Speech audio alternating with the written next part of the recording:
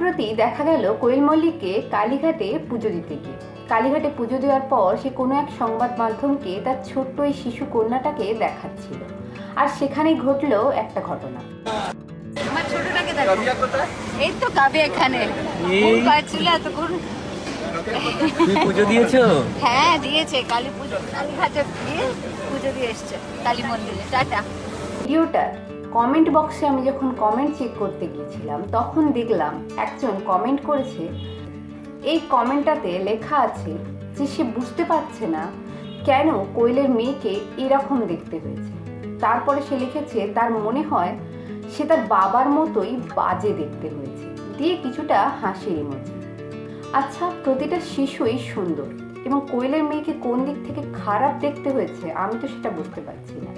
আর শিশুরা খারাপ হয় না, তারা যথেষ্ট সুন্দর এবং ফুটফুটে হয়। তাই কোয়েলের মেয়ের মধ্যেও আমি কিন্তু কোনো কিছু খারাপ লুকিং বা ব্যাড লুকিং বলে কিছু দেখিনি।